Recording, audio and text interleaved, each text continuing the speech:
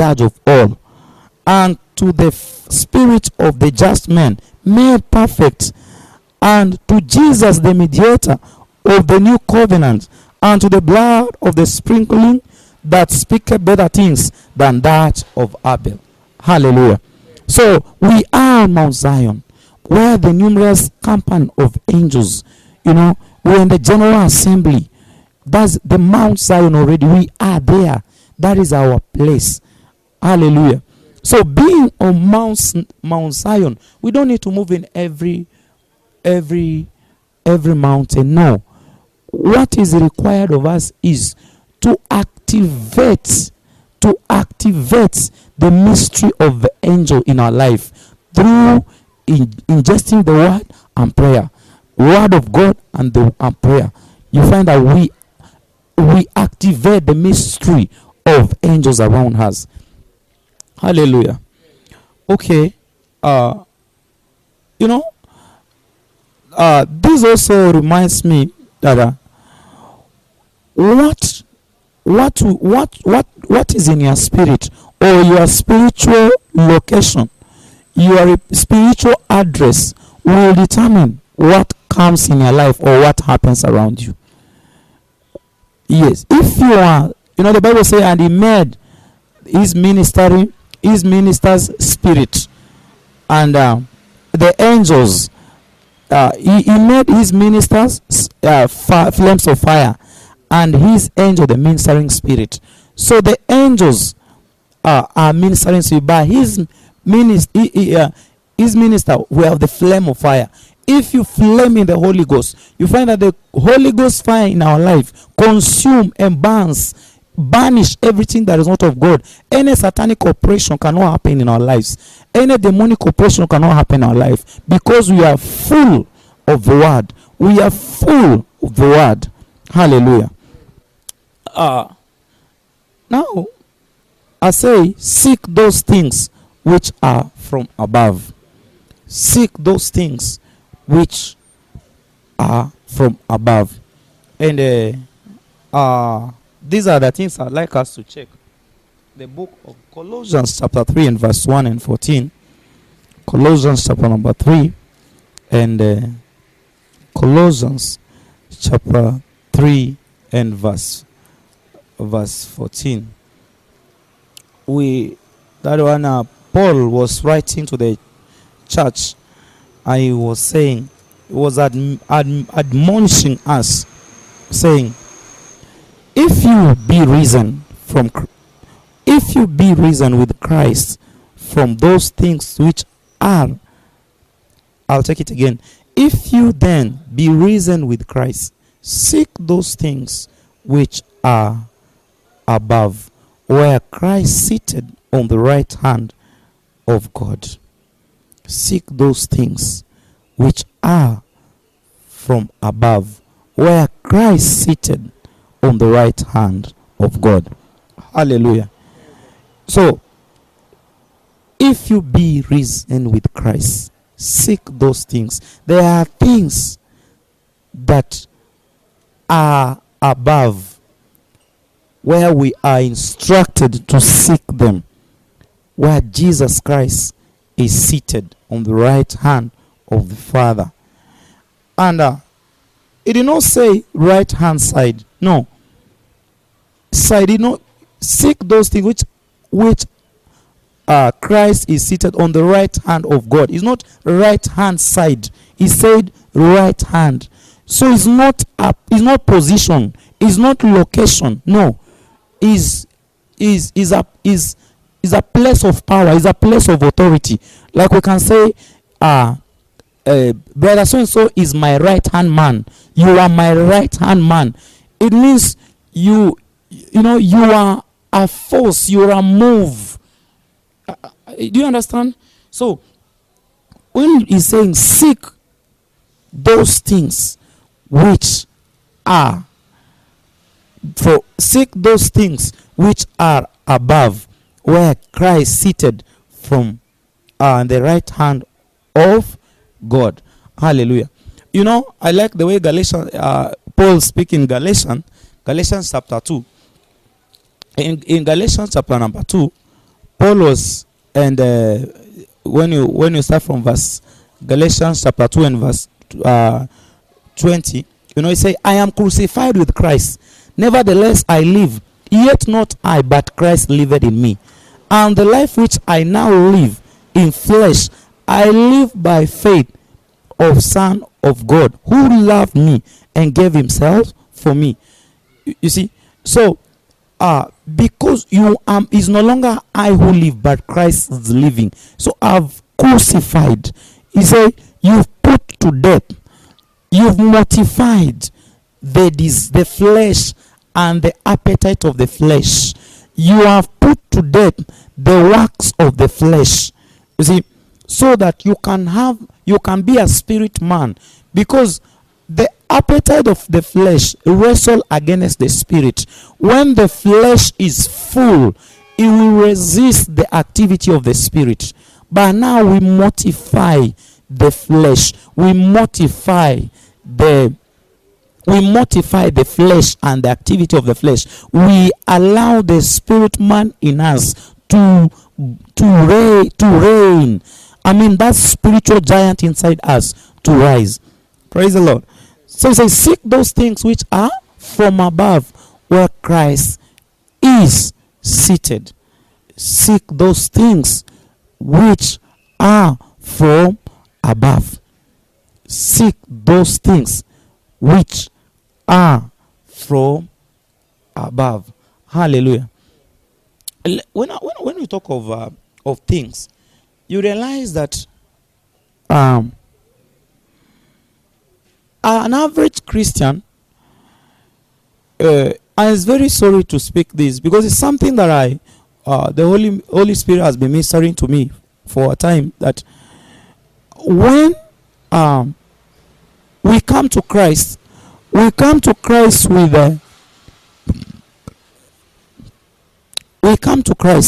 but a lot of Christian or average Christian is not that he loved Christ. No, he came because of trouble. He came because of challenges that were disturbing him. Hallelujah. And instead of renewing, being transformed, being transformed by the renewal of mind, allowing the old man to go, we are still seeking God because of what he'll give and not what he is. We end up using God to get married, using God to get business. You come to church so that God can help you to get that car you want. God can help you to become that best politician you dreamed of. You are seeking God because of what you want him to do, not of who he is in your life. So we are seekers of things. Seekers of things. We seek things. We seek things instead of. Okay. Let me talk of things we should not seek first. Hallelujah. In the book of Matthew, chapter number 6. Matthew chapter number 6. Let's flip our pages very fast. Go in Matthew chapter number 6 and verse number 30. Yes, 30.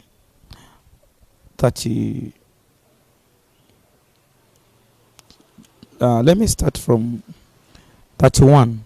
It say, take no thought, saying, what shall we eat? Or what shall we drink? Or where shall we be clothed with? What shall I eat? That is what shall I eat? That's the appetite of the flesh. What shall I drink? With where should I be clothed? Hallelujah. These are the basic needs that every man on this earth will seek.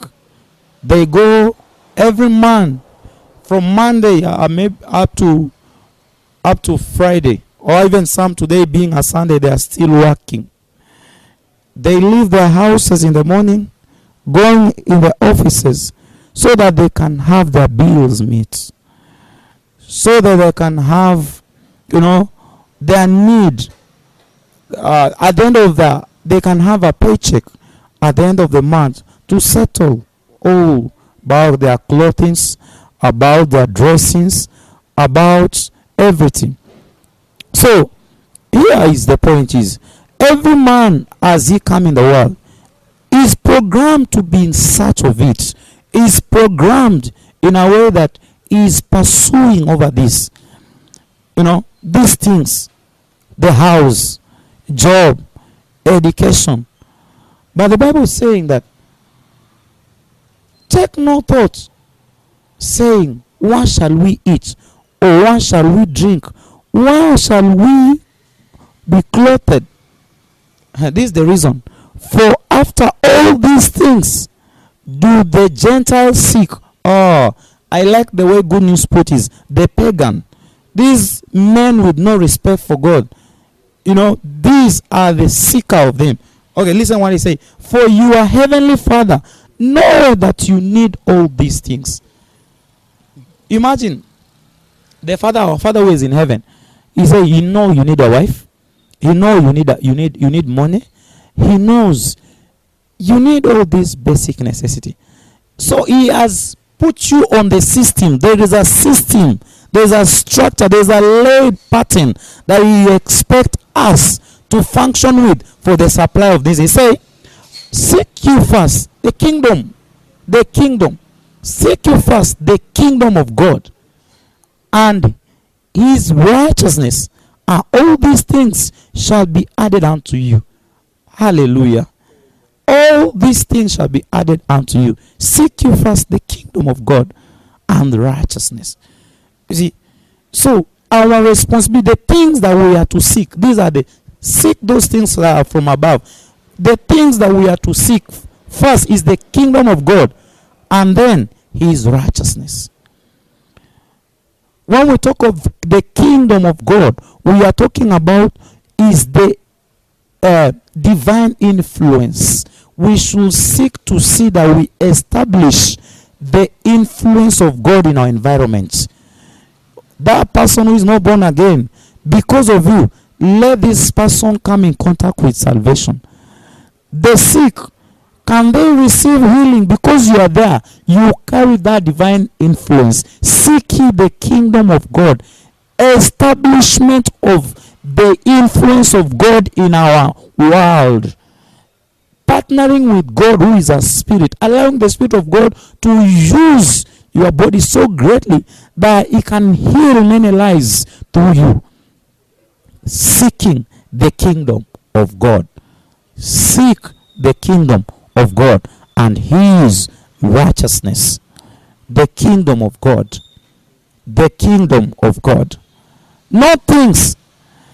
Once you take responsibility, number one is kingdom. Number two, righteousness. You find that what has been prayer point for other people, the Lord will wrap it unto you and give you as a gift. He wrap them to you and he give it to you as a gift. What has been prayer point for many years for other people, it will come to you cheaply. Hallelujah. And I like when our God is not wicked. We say your Father knows. Your Father who is in heaven knows. And imagine, let's see in the book of Luke 11, you see there is a very profound information there. Because if we claim he's a father, we are the children. He's the same who gave this instruction. He said, Luke 11, and let's start from verse number 9. And I say unto you, ask and it shall be given unto you. Seek and it shall find. Knock and it shall be open unto you. Verse number 10. For everyone that asketh receiveth, and he that seeketh findeth, and he that knocketh it shall be open. Where I really want us to verse 11 is where I want. If a son asks bread of any of you that is a father, We are the earthly father. So he's using earthly fathers as an example. He's bringing this example as you being a father. Can your daughter or your son ask for bread? And okay, let me read the scripture first. If a son asks bread of any of you that is a father, will he give him a stone? No. Your daughter or son cannot ask for bread and you give him a stone. No. Because you have that parental love. You have that, you love this, you are passionate about this child. So he's saying that even me, your heavenly father, I know that you have this need. I know that you require this healing. I know that you require this house. You require this money. Can you ask me of bread? I know you've not eaten. And can you ask of me of bread? I give you stone? He say no. Then he go. He say, and if ask fish, will he for a fish give him a serpent? That is a snake. Can your son or daughter ask for a fish and you go collect snake for this child? I don't know. Then, if he shall ask an egg, will he give him for scorpion? And they say, if you then, being evil, know to give good gift unto your children. We earthly parents. So is God himself, he has used an earthly, this natural example, that we are fathers with our natural daughters and sons. He say, if a child asks for us for bread, we don't give him stone. How can this our heavenly Father not give us what we require? He knows we are in need of it, but he has laid a system that seek you the kingdom of God first and his righteousness. One, the more you seek the kingdom of God and righteousness, the power of God will drop inside you. You will carry what cannot be bought in the supermarket or in the mall. You can never be found. You will carry what money cannot find. So you realize that what medical science have failed to deliver, God will put healing power in you. That as you continue doing his work, he will use men as vessel, as channel to supply for your need. He will use your job as a channel. He can give you favor that will cause you to receive promotion that could have taken 10 years. So this is the system that God has laid down. We have to comply with it. We have to work with it. Hallelujah. This is what the Lord wants us to work. So seek those things which are from above. The things which are from above. Seek those things which are from above. This is the kingdom of God and righteousness. Those are we have mentioned number 2 of them. The kingdom of God and his righteousness. Hallelujah. So let's go back to the book of Colossians chapter 3. We really slice it into small pieces. We chew this meat, the meat of the word. We chew it and we gain illumination and understanding, the light. He say, if you then be risen with Christ, seek those things which are above, where Christ seated on the right hand of God. Set your affection on things above, not on things on the earth. Hallelujah. Set on your things above. Let's stop. Let's pause here for a minute. A lot of us, we are very conversant about our earthly origin. We have on our passports or on our nationality, on our national ID cards, we are bearing various nationality. Kenya, Uganda, Nigeria. You carrying various nationality on it. That has made you. It has made you to be so much connected to your nativity, your earthly nativity, or you are connected to your to your natural origin, of which, according to the Bible, is not the right way. We are to be patriotic. Yes, we are to love our nations. We are to be patriotic. We need to be loyal to our countries, but the countries where we stay. But you realize that is not our home. We live in this world. You say, though you are in the world, you are not of this world. We are journeying. We are on transit. We are on transition. We are on the journey in a particular destination. We are on the journey going home. So, our origin is not the earth. You know, you might be a Kenyan, you might be a South African, carrying a South African passport or Kenyan passport, but you are not a Kenyan. You are not a South African. You hail from above. You come from heaven, but you only found your way through Kenya, or you found your way through South Africa. You understand now? Yes, but you are not a Kenyan. You are from Zion. Hallelujah. You are from Zion. So with this understanding, you say, okay, set your affection on the things which are the things above, not on things which are beneath. On the things beneath, we have competition, we have sickness, we have destruction beneath. When you seek on the things beneath, there is a lot of distraction, there is a lot of challenge on the things beneath, but only on things above. Jesus Christ say, I'm from above. Okay, let's get an example. Jesus Christ, he said, I'm from above. See, I love the way Jesus spoke. Jesus was born in Bethlehem. He was put in a manger. Everybody in those days saw him, but he could boldly say, I don't belong here, I come from above. I hail from above. You see, he reached a point with the mother and father.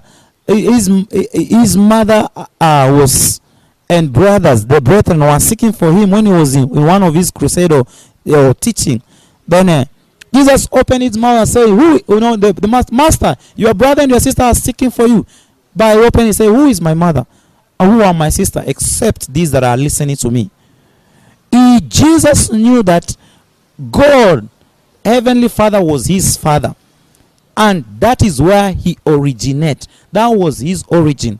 And with that mind, we disconnect ourselves from the earthly connection, from the earthly family, and connect ourselves to heavenly family. The book of 1 Peter chapter 1 and verse 23 say, being born again, not of corruptible seed, but of word of God that liveth and abideth. We realize that we have been brought forth by the word, and the word of God liveth and abideth forever. Jesus will say, I'm that bread that comes from heaven. Hallelujah. So the bread is the same way the word. So the same way Jesus dropped, the same way manna came from heaven and fed the children of Israel in the wilderness, is the same way Jesus came. And whoever eat his body and drink his blood cannot perish. So the same way, when we are born of this body, we are born of this word. Hallelujah. We are joined into the same body. So Jesus Christ become our brother. We delink ourselves from the natural. We disconnect ourselves from this world. Hallelujah. Hallelujah. And this will give us a mindset that now we are seeking those things that are from heaven. Be born again, not of corruptible seed, but incorruptible seed of God, of the word, which liveth and abideth forever. Praise the Lord. So, we are not to connect ourselves to the nation we come from. Yes, we are from above, but we came through that nation that you are in. And then you have to be cultured in accordance to the culture of the word, so that we can fit in the kingdom. And we have to have a mindset that we are we are just passing through this world. Let's not connect ourselves. Let's not have attachment of this world. Hallelujah. So he is saying, set your affection on things above and not things on the earth. Hallelujah. A lot of trouble. Let's check in the book of 1 John. There is a very insightful 1 John is very, you see, 1 John chapter number 2 and verse 15, he say, it was a serious instruction. He say, love not the world, neither the things which are in the world. If any man love the world, the love of the Father is not in him. Is not in him. Once you love the world, the love of the Father leaves your heart. See verse 16. For all that is in the world, the lust of the flesh, and the lust of the eyes, and the pride of life, is not of the Father, but is of the world. And the world passes away, and the lust thereof. But he that doeth the will of God abideth forever. Hallelujah. So we are to seek those things which hail from above. The love of the world should not be in us. Hallelujah. The love of the world. Anytime it's very dangerous as a Christian with our journey, our Christian walk with the Lord. The moment the things of the world start exciting us, we are likely to grow cold of the things of God. The spiritual things that don't mean to us.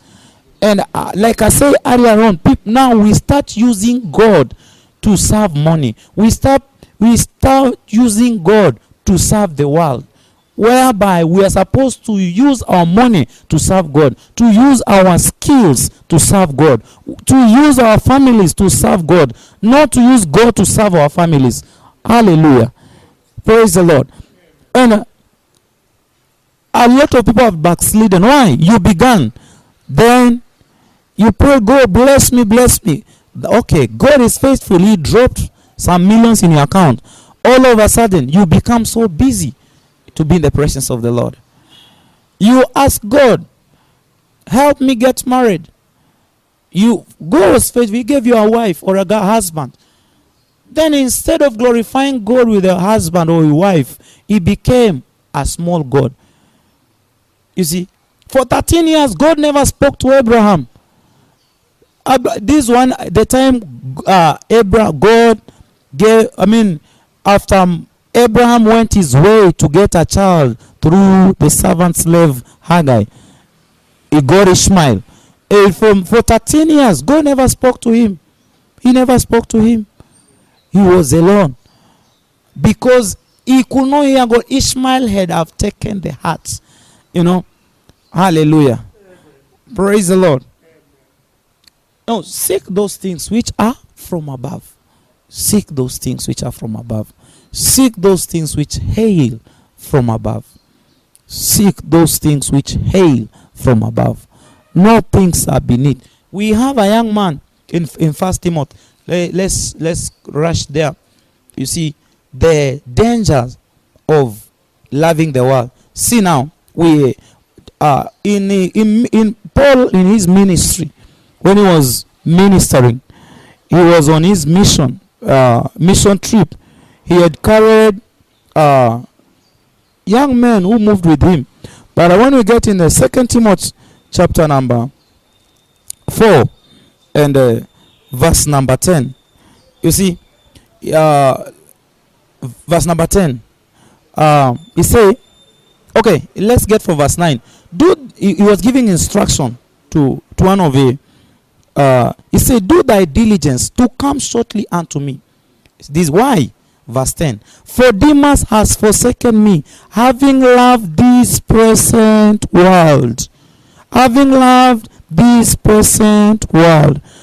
And he is departed unto Thessalonica. This is a man that he did what? He left his country specifically with Paul going for a mission. But because he reached the city, maybe business was so good, he reached the city, maybe the lifestyle was so good, and he chose to drop, he forsake the ministry and join the world. Hallelujah. And this is where a lot of churches have been buried, a lot of great ministers have been buried in this world. A lot of are spiritually buried, have been replaced. Like now, see, Demas could have been a very great man, but because of now, see, only Luke is with me. Take Mark now. Mark is coming as a substitute, and bring him with me, for he is profitable to me for the ministry. Hallelujah. Hallelujah. A lot of people have forsaken ministry for business, for politics. Have forsaken ministry has gone while they were called to minister, to speak for God. I've left the ministry because of family. I've forsaken ministry because of marriages.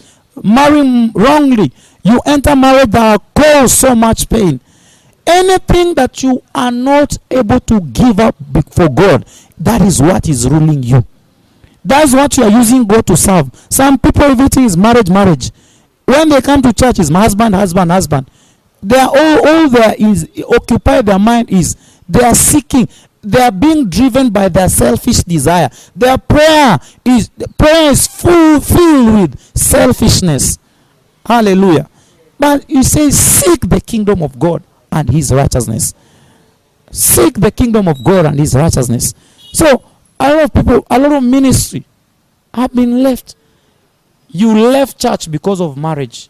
You left church because of that business. You left your rightful. And the thing is, with God, he can never suffer. He will substitute you. I pray that this should not be you. May you never be substituted in your life. Hallelujah.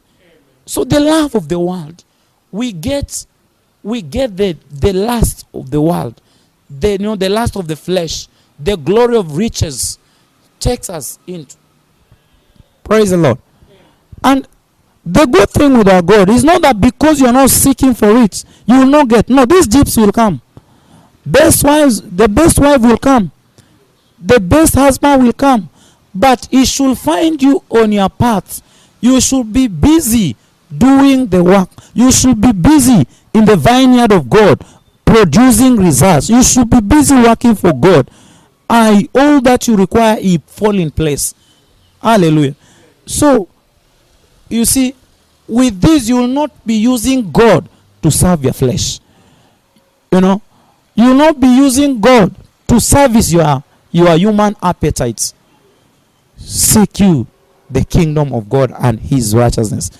Hallelujah. Let's go back to Colossians. Seek those things. Colossians 3. Our text. It said, for you are dead, and your life is, that is verse 3. You are dead, and your life is hid with Christ in God. Hallelujah. You are dead, and your life is hid with Christ in God. Our life is hid with Christ in God. And when Christ, who is our life, shall appear, then shall you appear with his glory. There is no glory without death. We only want to get, because the flesh is still alive. This has also brought a lot of mistake on the pulpit as ministers. You are serving God, but you're not yet dead. God knows why you should die as a minister. You should die to the flesh. God will bring a very rich and influential politician, or a very rich and influential brethren. He has come in church. But because you are still alive in the flesh, you start looking what is in his pocket instead of dropping the spiritual investment in his life. Instead of representing God in his life, you manipulate message on how you can get money out of him. Hallelujah. So this has been, as a minister, you are ministering on your. If you not die flesh, you find that we start messing up, sleeping with church member, because the flesh is still alive.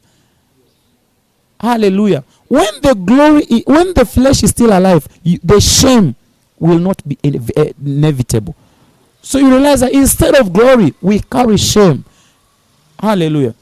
Now he say, when Christ, who is our life, shall appear, then shall you also appear with him in glory. Shall he appear with him in glory? Verse 5. Mortify therefore your members which are upon the earth. This now, see, fornication, uncleanness, inordinate affection, evil, concupiscence, and covetousness, which is idolatry, for which things sake the wrath of God cometh upon children of disobedience. Hallelujah. Why is it that well-meaning Christian in church going through the same challenge, the same trouble that people in the world are going through? They hate them. The man that knows no God, they are suffering cancer. You're also going through the same. There's something we have forgotten. You see, because the Bible says, you shall serve the Lord thy God, and he shall bless thy water and thy bread, and he shall remove sickness from your midst. But why are we sick in the church? We have broken the order. There is an order. There is an order. This thing that pagans seek, this thing that Gentiles are seeking, is what we seek. So we find that we seek things in the pagan way, we seek things in the Gentiles way, and whatsoever it was programmed, the effect or the react as we receive, the way the one will react to, the way the world will react to the men in the world, we will also be partakers of the same wrath. Hallelujah. So is a verse 7. In the which you also walked same time when you live in them. Hallelujah. He's talking about, no, all these things is like you walked in them when you are still alive to the flesh. But as for now, Colossians chapter 3 verse 3 say, you are dead and your life is hid with Christ in God. You are dead and your life is hid with Christ in God. So he says, seek things that are from above. Now, what are the number one? We say his righteousness and the kingdom of God. See, verse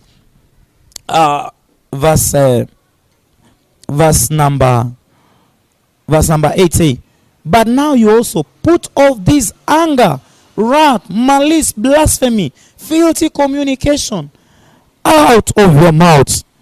Lie not one to another, seeing that you have put off the old man and his deeds. Okay? And have put on a new man, which is renewed in knowledge after the image of that created him. You see?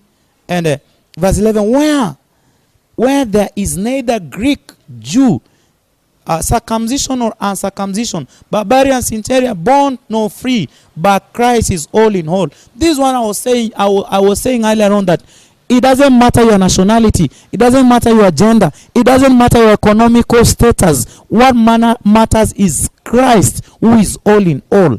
Drop all other things and we serve God with the purity of hearts. We serve God with oneness of mind and serve God with or without. You reach a point where you're not serving God because of what he is doing. You are serving God for who he is. Whether I have it or not, God, you remain the Lord of my life. Job said, though you slay me in this one thing, I still glorify you. And see the way God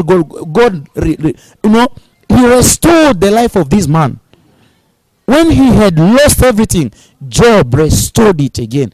Twice. Hallelujah. Praise the Lord. We seek God of who he is. With our worship, with worship, with praise, with reverence. Hallelujah. So, he say, now this is the thing. He say, put therefore as elect of God, holy and beloved, bowels of mercies. Number one, we say seek the kingdom of God. Number two is righteousness. Number three is bowel of mercy. Mercy. Mercy means you overlook the mistakes of other people. You know, I found some people, you are so judgmental. So judgmental. You know, I normally do ministry in probation, in CIA probation, where when you listen to those girls, they are young children at the age of 14, 15. They're having children. They gave birth at the age of 14, 15. So you can be very judgmental. You're like, look at you, your mother did not raise you right. But at times I sat down and listened to them. When you hear them, you know that there is a challenge they went through. There is something they did not understand. You know, and mercy will help you to accommodate the shortcoming of people around us. The bowl of mercy will help us to understand people as God sees them. We will not be judgmental on people. And the fact that you are not in that mistake is because God had mercy upon you. It's because the grace of God prevailed over your life. That's why you are not in that condition that other person is. You know, you can judge him, he's a drunkard. But the reason that you are not drinking, you are not falling on the road, staggering on the road, is because God, the grace of God, brought salvation in your life. So the bowls of mercy are what help us to see people as God see them. Not be so much judgmental. Not be so easy, very quick to throw judges. And we learned this from Jesus Christ. A prostitute a woman was found. A woman was found in committing adultery. And according to the law, say this lady should be stoned to death. Then at that time, the scribe and the Pharisees, they dragged this lady and they took her where Jesus was. And they say, Master, we have found this woman in the act. And the law say, if any man is found red-handed, should be stoned to death. But see, I love Jesus. Oh, Jesus, you're so wonderful. Jesus looked at them and said, whoever has never sinned, let him be the first one to cast the stone. Whoever has never sinned. So he was so merciful. And he told us, where are your accusers? I accuse you neither. Go and sin no more. It is the mercy. When we have mercy on people that have hurt us so much, people that have caused so much pain in our lives, that when we have mercy on them, mercy became as a tool that we develop, we channel the goodness of God in this life to enable these men to rediscover and know their mistakes. Then God will be established in their lives. Hallelujah. So you see, the bowels of mercy. Then there is this, that's number 3. Number 4, you say kindness. Kindness. How do we, the words that comes our mouth, do we have kind word? Our words, are they for building or for destroying? Our words, are they for encouraging or breaking? Most of the time we have deformed the lives of people. We have destroyed the destination of other people because of our words. We don't have kind word in our mouth. We are very cruel, very rough. Moses said, an eye for an eye. I like, there's one author who say, if an eye for an eye will leave the whole world blind. Jesus emphasized and say, when they slap you on one cheek, change on the other. Are we in that position? Are we that kind enough that somebody can step on us and go unpunished? Are we kind enough that somebody can insult you and you overlook at it? Being kind. Kindness.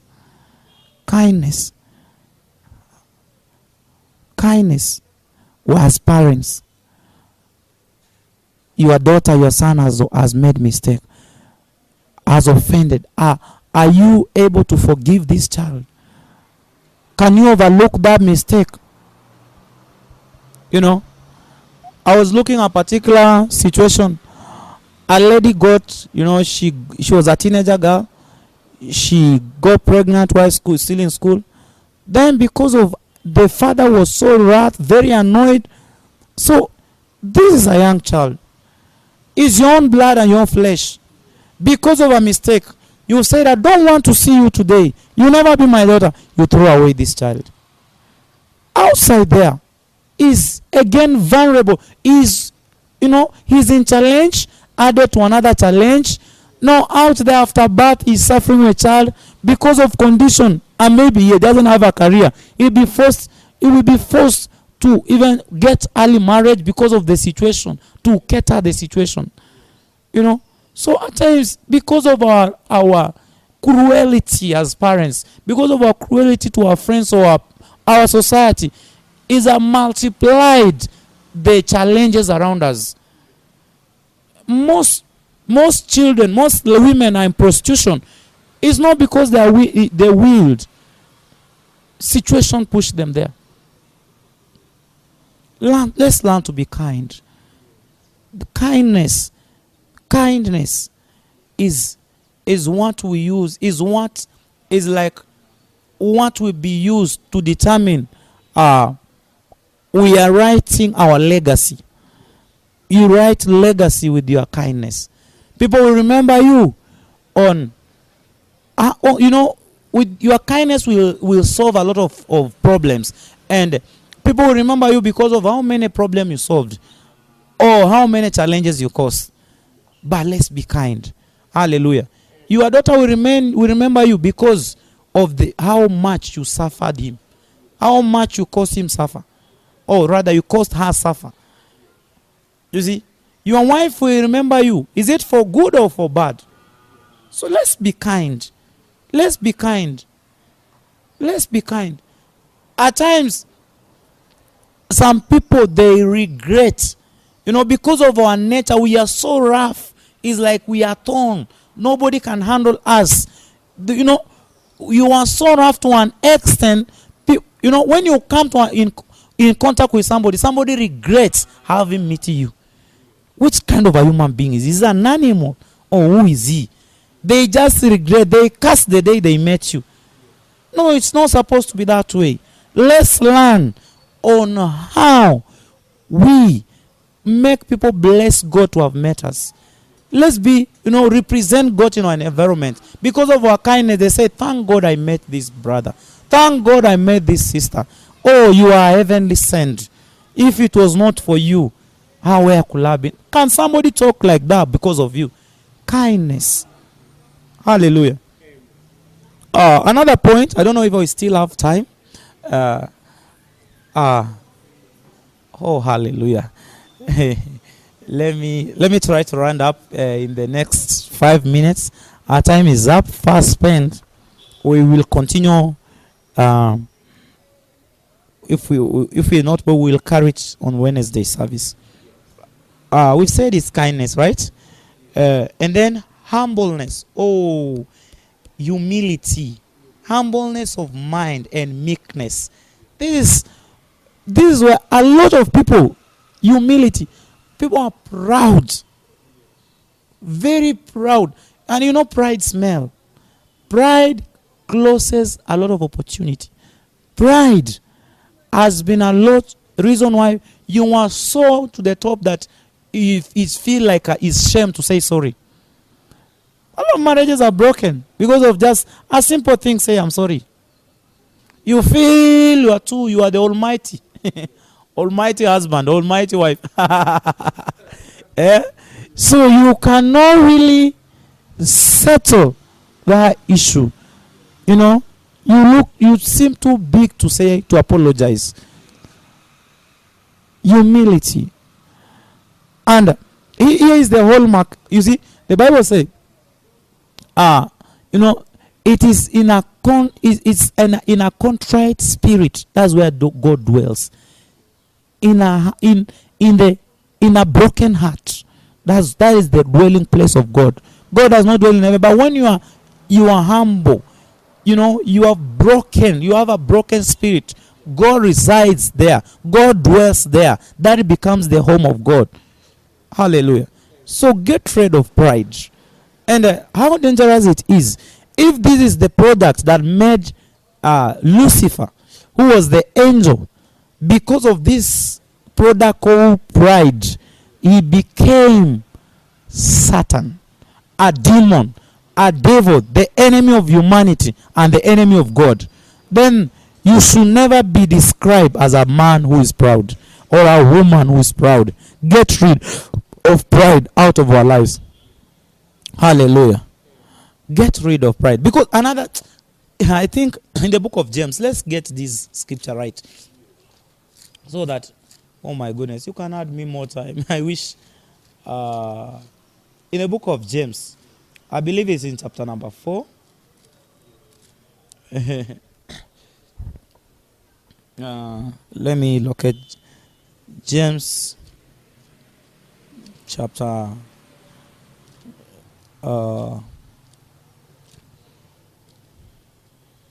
James chapter number 4. Whoa. I'm trying to not James chapter 4. Whoa.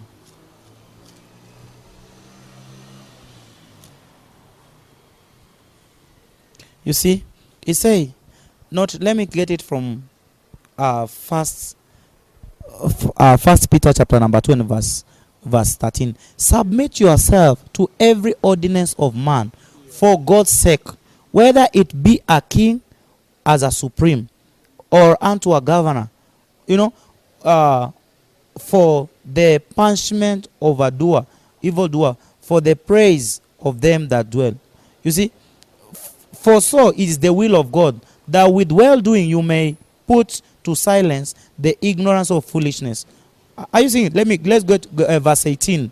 Servant, be subject to your masters with fear, not only with the good and gentle, but also to the froward. So, pride is one that causes rebellion. Pride is what causes rebellion. We must be at a place of whereby we are submissive to God. The Bible says God resists the proud, but he gives grace to the humble. When God starts resisting you, nobody can help you. God resists the proud, but he gives grace to the humble. Humble yourself that you may be exalted in due time. Humble yourself. You can never promote yourself. Humble yourself. You remain in that job in that position at job for so long because of pride. Humble yourself that you may be exalted, in due time. God resists the proud, but give grace to the humble. So a lot of resistance. You're like, my business is not growing. I'm not increasing. I'm not developing. Check inside. There is undoing the pride. The resistance is from inside. Hallelujah. He resists the proud, but gives grace to the humble. Have the humbleness of mind. Then long suffering. That is patience. Patient. Being patient. The virtue is a virtue. Are you able? The Bible says like a farmer who has put a seed. We have to endure waiting. Be patient. You might be in a situation. Your prayer is not yet answered. Are you able to endure? Are you able to endure? We are people who want results without process in this generation. Joseph was told he saw in a vision. If a vision was very clear, he was going to become a great man. But what the circumstances, he became a slave. He entered prison 1 year, 2 years, 3 years. He could have given up on God. He said, God, I think you lied to me. Let me just settle with Pontiphil's wife. I get what I get, then But no, he was patient enough. Abraham, I like the way Paul put it in Roman, being persuaded of this thing, that are convinced that he who promised is able to perform. We have left, because of impatience, our church growth. The church is not growing. You are looking for evil power. How can I grow? You don't want the process. Impatience. You are so impatient. You don't want to work out the layout, the system, the structure that have been laid out. You are so impatient. Very impatient. Very impatient. You are very impatient with your children. You are dishonoring them, cursing them. Very impatient. Patience is a virtue. Patience is a virtue. Patience. You can control yourself. Not everything you have to talk. The reason why you fight, you as a wife, your tongue is very loose. Answering back at your husband anytime, anyhow. Answering back at your boss anyhow. No. We are not patient enough. Not patient enough. Hallelujah. So patience is a virtue. And verse 13 say, forbearing one another and forgiving one another. If any man have a quarrel against any, even as Christ forgave you, so also you do. Hallelujah. And he say forgiveness. So we've mentioned them. Kindness, humility, patience. Talk of forgiveness, and charity. When we talk of charity, say have love. That is love for one another. Praise the Lord.